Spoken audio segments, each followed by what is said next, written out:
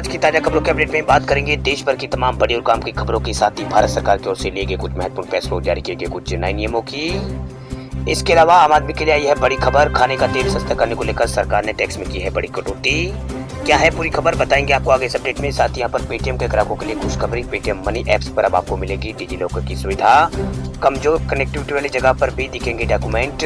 आखिर क्या है पूरी खबर बताएंगे आपको आगे इस अपडेट में। साथ ही यहाँ पर पीएम आवास योजना को लेकर सरकार ने बना दिए हैं नए नियम, जान ले वरना नहीं मिलेगा घर। इस खबर को भी जानेंगे पूरे विस्तार से। साथ ही यहाँ पर इकोनॉमी के मोर्चे पर भारत के लिए एक अच्छी खबर निकल कर आई सामने, बताएंगे आपको आगे इस अपडेट में। साथ ही दिवाली पर इस राज्य में अब नहीं पड़ेगी छुट्टियां, कोविड-19 की भरपाई के लिए खुले रहेंगे स्कूल। आखिर कौन से राज्य में ये बड़ा फैसला लिया गया है बताएंगे आपको आगे इस अपडेट में। साथ ही अभिभावकों के लिए जरूरी खबर, नाबालिग बेटे ने अगर चलाई बाइक तो मम्मी पापा भरेंगे 25,000 रुपए का चालान। आखिर क्या है पूरी खबर बताएंगे आपको आगे इस अपडेट में। साथ ही यहाँ पर बैंक खाताधारकों के लिए एक जरूरी महत्वपूर्ण खबर है। इसके अलावा कोरोना कर्फ्यू और लॉकडाउन से जुड़ी कुछ महत्वपूर्ण बड़ी खबरें हैं, बताएंगे एक एक करके इस अपडेट में। साथ ही आज की तमाम बड़ी और काम की खबरों की बात करेंगे इस अपडेट में।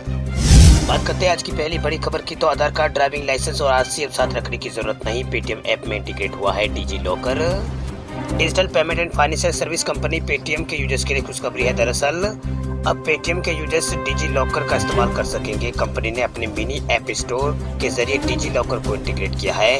आपको बता दें कि डिजी लॉकर एक तरह का वर्चुअल लॉकर है। ये ministry of electronic and IT विभाग की ओर से उपलब्ध कराया गया एक क्लाउड बेस्ड प्लेटफॉर्म है। इस इंटीग्रेशन से पेटीएम यूजर्स को डिजी लॉकर से सभी सरकारी रिकॉर्ड्स को एक्सेस करने की सुविधा मिलेगी। इसे यूजर्स के ऑफलाइन होने पर भी इसे इस्तेमाल यहाँ पर किया जा सकेगा। वही पेटीएम यूजर्स अब डिजी लॉकर के जरिए आधार, ड्राइविंग लाइसेंस और व्हीकल आरसी और इंश्योरेंस जैसे डॉक्यूमेंट को सेव यहाँ पर कर सकेंगे। वही डिजी लॉकर से आधार कार्ड और ड्राइविंग लाइसेंस और इंश्योरेंस जैसे डॉक्यूमेंट को स्टोर यहाँ पर इसका स्टोर और आसानी से किया जा सकता है। बात करते हैं अगली खबर की, तो सरकार ने प्रधानमंत्री आवास योजना के बनाए हैं नए नियम, जानने वरना छीन सकता है आपका घर। अगर आप भी प्रधानमंत्री आवास योजना के लिए योग्य है या फिर योजना का लाभ लेना चाहते हैं या फिर पहले लाभ ले चुके हैं तो ये खबर आपके लिए बहुत ही जरूरी है। दरअसल सरकार ने प्रधानमंत्री आवास योजना के तहत जो नियम है उनमें बदलाव किया है। अगर आपने इन नियमों का ध्यान नहीं दिया तो आपके सर से छत भी छीन सकती है। वही नए नियमों के अनुसार अगर किसी लाभार्थी को प्रधानमंत्री आवास योजना के तहत घर आवंटन हुआ है तो लाभार्थी को यहाँ 5 साल रहने अनिवार्य है। ऐसा नहीं करने पर आपका जो आवंटन है वो निरस्त हो सकता है। आपको बता दें कि अभी जिन आवासों का रजिस्टर एग्रीमेंट टू लीज करा कर दिया जा रहा है या फिर लोग यहाँ एग्रीमेंट भविष्य में कराएंगे, वह रजिस्ट्री नहीं है तो यहाँ पर उनके लिए ये बुरा हो सकता है। सर वही जानकारी के मुताबिक सरकार ये जांच कर रही है कि लाभार्थी सरकार की ओर से आवंटन हुए आवासों का इस्तेमाल कर रहे हैं या नहीं। अगर लाभार्थी सरकार की ओर से दिए गए आवासों में रह रहे होंगे तभी इस एग्रीमेंट को लीज एंड डीड में यहाँ पर तब्दील किया जाएगा। ऐसा नहीं होने पर विकास प्राधिकरण आपके साथ किए गए एग्रीमेंट को खत्म कर देगा। मतलब साफ है कि योजना के तहत दिए गए आवासों का इस्तेमाल किसी अन्य कार्य के लिए करने वालों के सर से छत छीन जाएगी। इसके साथ ही आपके द्वारा जमा की गई रकम भी वापस नहीं होगी। वही सरकार ने योजना में हो रही धांधली को खत्म करने के उद्देश्य से ये कदम उठाया है। वही बात करते हैं अगली खबर की, तो नवंबर से बच्चों को लगना शुरू हो सकती है कोरोना वैक्सीन। कमजोर इम्यूनिटी वाले बच्चों को पहले मिलेगी प्राथमिकता। कोरोना वायरस के खिलाफ बच्चों के टीकाकरण का काम नवंबर के दूसरे सप्ताह में शुरू हो सकता है। वे मीडिया रिपोर्ट के मुताबिक drugs controller general of India यानी DCGI की सब्जेक्ट एक्सपर्ट कमेटी ने भारत बायोटेक की वैक्सीन कोवैक्सीन को 2 से 18 वर्ष के बच्चों के टीकाकरण के लिए मंजूरी दे दी है। वही बच्चों के टीकाकरण अभियान में लंबी और गंभीर बीमारियों से पीड़ित बच्चों को पहले यहाँ पर प्राथमिकता दी जाएगी। वही गंभीर बीमारियों की सूची को अगले 3 हफ्तों में तैयार कर लिया जाएगा। वही drugs controller general of India को इस बारे में यहाँ पर जो DCGI है उस बारे में यहाँ पर मिली सिफारिशों की समीक्षा कर रहा है। वही बात करते हैं अगले अपडेट की, तो इकोनॉमी के मोर्चे पर भारत के लिए अच्छी खबर, इस साल 9.5% रहेगी ग्रोथ रेट।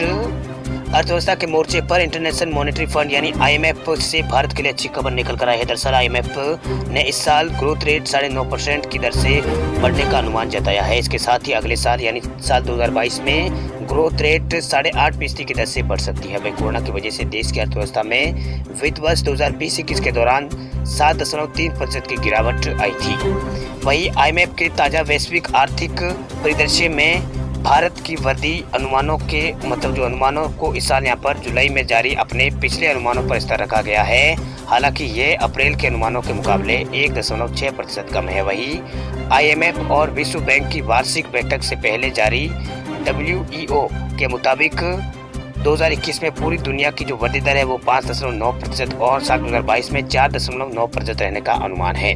वही सरकार की ओर से जारी अर्थव्यवस्था को पटरी पर लाने के प्रयास लगातार यहाँ पर किए जा रहे हैं। वही एनसीओ के ताजा आंकड़ों के मुताबिक देश में औद्योगिक उत्पादन लगातार बढ़ा है। अगस्त 2021 के दौरान इसमें 11.9% की बढ़ोतरी हुई है। इसके अलावा कच्चा तेल, कोल और स्टील समेत 8 बुनियादी क्षेत्र में उद्योगों के उत्पादन में वृद्धि यहाँ पर हुई है। कोरोना महामारी की वजह से पिछले साल मार्च से औद्योगिक उत्पादन प्रभावित हुआ है।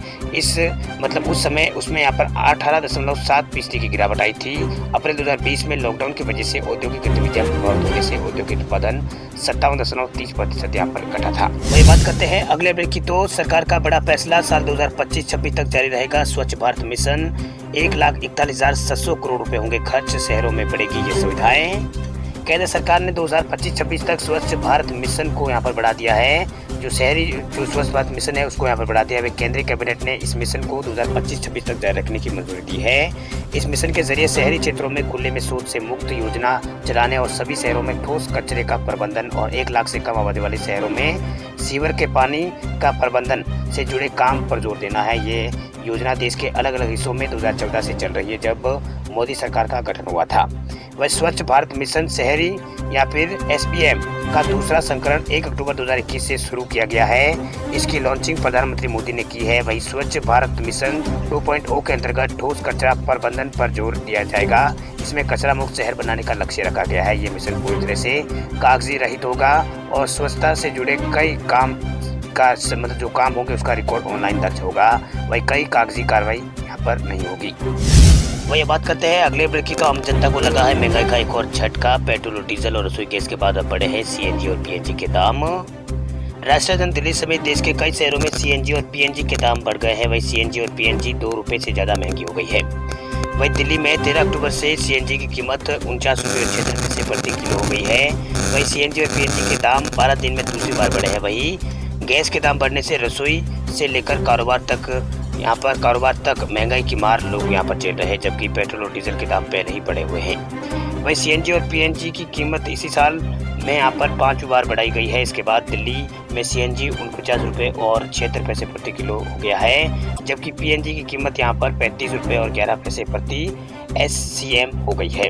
वही गुरुग्राम में CNG 58 रुपये और 20 पैसे प्रति किलो हो गया है, जबकि PNG 33 रुपये और 31 पैसे प्रति SCM यहाँ पर हो गया है। वही सरकारी तेल कंपनियों की ओर से 13 अक्टूबर को पेट्रोल डीजल के दामों में कोई बढ़ोतरी नहीं की गई है, जबकि पिछले कई दिनों से लगातार कीमतों में बढ़ोतरी यहाँ पर हो रही थी। वही देश के कई शहरों में पेट्रोल की कीमत 100 रुपये पार पहुँच चुकी है। इसका असर आम आदमी की जेब पर पड़ने लगा है। वही बात करते हैं अगले ब्रेक की। तो दिवाली पर मिड टर्म छुट्टियां रद्द, कोविड-19 की भरपाई के लिए राजस्थान में खुले रहेंगे स्कूल। राजस्थान सरकार ने स्कूलों में दिवाली के दौरान पड़ने वाली छुट्टियों को रद्द करने का फैसला दिया है। दरअसल राजस्थान माध्यमिक शिक्षा विभाग बीकानेर ने आधिकारिक नोटिस जारी करके ये सूचना दी है। हालांकि राज्य के स्कूलों में गेजेटेड छुट्टियां जैसे की तस रहेगी, इनमें कोई बदलाव नहीं किया गया है। दरअसल दिवाली के आसपास स्कूलों में मिड टर्म की 10 से 15 दिन की छुट्टियां होती है, लेकिन इस साल छात्रों की पढ़ाई होगी। वह राजस्थान बोर्ड और राज्य सरकार ने कोविड-19 महामारी के चलते पढ़ाई के हुए नुकसान को भरपाई के लिए यह बड़ा फैसला यहाँ पर लिया है। राज्य की शिक्षा विभाग की ओर से जारी नोटिस में कहा गया है कि छात्र पहले ही कोरोना वायरस की वजह से सिलेबस में काफी पीछे चल रहे हैं। वही महामारी के दौरान स्कूल बंद रहने पर छात्रों को हो रहे नुकसान को कम करने के लिए यह फैसला लिया गया है। ये पहली बार होगा जब राज्य के सरकारी और प्राइवेट स्कूलों में मिड टर्म की छुट्टियां नहीं होगी। आमतौर पर इस दौरान स्कूलों में 10 दिन की छुट्टियां होती है, जो यहाँ पर 3 से 13 नवंबर तक रहती है। आपको बता दें कि कोरोना वायरस महामारी के मामलों कम होने के बाद तो यहाँ पर कक्षा 6 से लगाकर 12वीं तक के स्कूल सितंबर में यहाँ पर सितंबर की शुरुआत में खोले गए थे, जबकि कक्षा 1 से 5वीं तक के स्कूल 29 सितंबर 2021 को राजस्थान में खोले गए हैं। कोविड-19 सावधानी और दिशा निर्देश का पालन करते हुए फिर से स्कूलों को ऑफलाइन में यहाँ पर जो स्कूल है वो फिर से ऑफलाइन में चल रहे हैं राजस्थान के अंदर। वही बात करते हैं अगले ब्रेक की। तो छात्रों की समस्या के लिए यूपी सरकार की पहल, स्कूलों में आरोग्य वाटिका बनाने का दिया है निर्देश। उत्तर प्रदेश सरकार ने विद्यार्थियों और उनके अभिभावकों के स्वास्थ्य को सुनिश्चित करने के लिए सभी स्कूलों और माध्यमिक विद्यालयों में आरोग्य वाटिका स्थापित करने का निर्देश दिया है। उप मुख्यमंत्री दिनेश शर्मा के निर्देश पर यह निर्णय लिया गया है, जिनके पास माध्यमिक शिक्षा विभाग का प्रभार भी है। वही शर्मा ने कहा है कि हमने राज्य के सभी माध्यमिक विद्यालयों में आरोग्य वाटिका स्थापित करने का फैसला किया है। इससे न केवल पर्यावरण संरक्षण में मदद मिलेगी, बल्कि औषधीय पौधों के उपयोग से विद्यार्थियों और उनके परिवार के प्रति यहाँ पर प्रतिरोधक क्षमता बढ़ाने और कल्याण में मदद यहाँ पर मिल सके। वही शर्मा ने कहा है कि आरोग्य जो आरोग्य वाटिका का विचार है वो स्थानीय पत्रकार सुधीर मिश्रा के दिमाग की उपज है, जो अपने अखबार की मदद से उद्यान और पुलिस थानों और स्कूलों और अन्य स्थानों पर इसी तरह के बगीचों को विकसित करने का अभियान चला रहे हैं। वही बात करते हैं अगले अपडेट की, तो आम आदमी के लिए यह बड़ी खबर। खाने के तेल को सस्ता करने को लेकर सरकार ने टैक्स में की है बड़ी कटौती। फेस्टिव सीजन पर आम लोगों को राहत देने के लिए भारत सरकार ने बड़ा कदम उठाया है। दरअसल सरकार ने पाम और सनफ्लावर पर एग्री सेस और कस्टम ड्यूटी को घटा दिया है। इससे पहले उपभोक्ता मामले के मंत्रालय ने तेल और तिलहन पर स्टॉक लिमिट लागू करने का आदेश जारी किया था। वह स्टॉक लिमिट 31 मार्च 2022 तक लागू रहेगी। वह राज्यों को कहा गया है कि आदेश जारी कर इसका सख्ती से पालन कराए। वह उपभोक्ता मामलों के मंत्रालय के मुताबिक सरसों के तेल को छोड़कर अन्य खाद्य तेलों की खुदरा कीमतों में 3.26% से 8.58% की गिरावट आई है। हालांकि सरकार ने खाद्य तेल की कीमतों को कम करने के उद्देश्य से ये कदम उठाया है, लेकिन कीमतों में उल्लेखनीय गिरावट यहाँ पर नहीं आई है। वहीं यहाँ पर सोलवर्ट एक्सट्रैक्टर्स एसोसिएशन ऑफ इंडिया के कार्यकारी निदेशक बी मेहता का कहना है कि घरेलू बाजार और त्योहारी मौसम में खुदरा कीमतों में बढ़ोतरी के कारण सरकार ने खाद्य पर जो तेल है उस पर आयातों को शुल्क यहाँ पर घटा दिया है। वह सरकार ने पॉम और सोयाबीन और सूरजमुखी के तेल की कच्ची किस्मों पर मार्च 2022 तक के लिए कृषि उपकर में कटौती यहाँ पर की है। इसके अलावा इन पर कृषि उपकर में भी यहाँ पर कटौती की गई है। यह एक ऐसा कदम है जो त्योहारी मौसम में खाद्य तेल की कीमतों को कम करने और घरेलू उपभोक्ता को यहाँ पर जो उपयोगिता है उसको बढ़ाने की में मदद करेगा। वह अखिल भारतीय खाद्य तेल व्यापारी महासंघ के राष्ट्रीय अध्यक्ष और केट के महानगर अध्यक्ष शिव ठक्कर ने कहा है कि सरकार का ये कदम है ये यहाँ पर तेजी से लिया गया कदम है। ये कदम पहले ही उठाने की आवश्यकता थी, क्योंकि त्योहार में दम यहाँ पर जो त्योहारी दम नजदीक आने पर यहाँ पर आयात शुल्क में कटौती का ज्यादा लाभ नहीं होगा। वहीं विदेशी निर्यातक देशों द्वारा निर्यात को बढ़ाने की जो संभावना है वो यहाँ पर होती है। वही बात करते हैं अगले ब्रेक की, तो ड्राइविंग लाइसेंस को लेकर बड़ी खबर। अब पूरी तरह से बदल जाएगा आपका ड्राइविंग लाइसेंस। दिल्ली परिवहन विभाग ने लोगों के लिए बड़ा फैसला यहाँ पर लिया है। दरअसल सरकार अब जल्द ही ड्राइविंग लाइसेंस और आरसी यानी रजिस्ट्रेशन सर्टिफिकेट के लिए क्यूआर कोड आधारित स्मार्ट कार्ड दिल्ली में जारी करेगी। इस नए ड्राइविंग लाइसेंस में क्विक रिस्पॉन्स कोड और नियर फील्ड कम्युनिकेशन यानी एनएफसी जैसी सुविधाओं के साथ यहाँ पर इसकी सुविधा के लिए यहाँ पर माइक्रोचिप इसमें होगी। आपको बता दें कि इस नए रजिस्ट्रेशन सर्टिफिकेट फ्रंट में मालिक का नाम यहाँ पर छपा होगा। वही माइक्रोचिप और क्यूआर कोड के पीछे यहाँ पर एम्बेडेड यहाँ पर किया होगा। गौरतलब है कि सड़क परिवहन और राजमार्ग मंत्रालय ने अक्टूबर 2018 में अधिसूचना जारी कर ड्राइविंग लाइसेंस और पंजीकरण प्रमाण पत्र में बदलाव का दिशानिर्देश यहाँ पर जारी किया था। वही सड़क परिवहन और राजमार्ग मंत्रालय ने लगभग उसी समय यहाँ पर डिजी लॉकर्स और एम परिवहन पर इलेक्ट्रॉनिक स्वरूप में ड्राइविंग लाइसेंस या फिर पंजीकरण प्रमाण पत्र जैसे दस्तावेजों को भी भौतिक दस्तावेजों के स्थान पर वैध मान दिया गया था, मूल दस्तावेजों के समान माना गया था। वही नए स्मार्ट कार्ड आधारित ड्राइविंग लाइसेंस और आरसी में चिप आधारित और क्यूआर कोड आधारित पहचान प्रणाली होगी। वही बात करते हैं अगली खबर की, तो कोरोना के नए मामलों में भारत में राहत जारी। 24 घंटों में मिले हैं 15,823 केस। देश में कोरोना के नए मामलों में राहत जारी है। हर दिन कोरोना का ग्राफ नीचे जा रहा है। हालांकि केंद्रीय स्वास्थ्य मंत्रालय की ओर से विशेषज्ञों की टीम अभी भी यहाँ पर कोरोना की तीसरी लहर को लेकर डरी हुई है। वही स्वास्थ्य मंत्रालय के आंकड़ों के मुताबिक पिछले 24 घंटों में भारत में 15,823 नए मामले सामने आए हैं, जबकि 226 मरीजों की पिछले 24 घंटों में मौत हुई है। वही कोरोना के नए मामले सामने आने के बाद देश में कुल संक्रमितों की संख्या 3,40,01,000 पार हो गई है।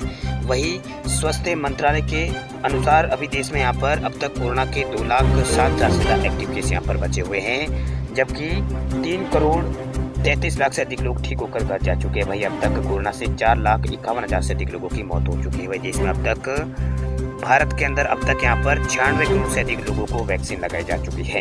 वही पिछले 24 घंटों के दौरान भारत में 50 लाख लोगों को कोरोना वैक्सीन लगाई गई है।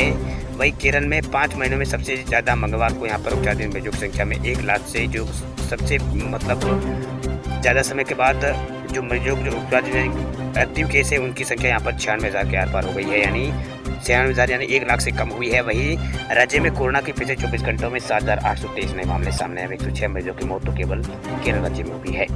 वही नए मामलों के बाद कुल संक्रमितों की संख्या यहाँ पर 48 लाख पार केरल में हो चुकी है। आपको बता दें कि महाराष्ट्र में पहले ज़्यादा मामले आ रहे थे, लेकिन अब केरल में सबसे ज़्यादा मामले सामने आए हैं। अभी महाराष्ट्र में पिछले 24 घंटों के दौरान 2,069 नए कोरोना के केस सामने आए हैं। वही पंजाब में पिछले 24 घंटों के दौरान 20 नए कोरोना केसों की पुष्टि हुई है। वही बात करते हैं अगले ब्रेक की, तो झारखंड में नाबालिग बेटे ने अगर चलाई बाइक तो मम्मी पापा भरेंगे 25,000 रुपये का जुर्माना। झारखंड में इन दिनों दुर्गा पूजा का यहाँ पर त्योहार चल रहा है। वही बाजारों में जबरदस्त यहाँ पर भीड़ है। इसी को देखते हुए ट्रैफिक डिपार्टमेंट पूरी तरह से चौकन्ना हो गया। वही दुर्गा पूजा के दौरान यदि कोई नाबालिग वाहन चलाता हुआ पकड़ा गया तो उसका नतीजा माता पिता या फिर उसके अभिभावकों को भुगतना पड़ेगा। वही जुर्माने में 25,000 रुपए तक का चालान काटने का आदेश यहाँ पर जारी किया गया है। वही चालान की राशि का भुगतान नाबालिग के माता पिता या फिर अभिभावकों को करना होगा। वही नाबालिग की उम्र 18 साल या इससे कम निर्धारित यहाँ पर की गई है। वही इसके अलावा कोरोना वायरस संक्रमण को लेकर जारी गाइडलाइंस का उल्लंघन करने पर भी केस दर्ज किया जाएगा।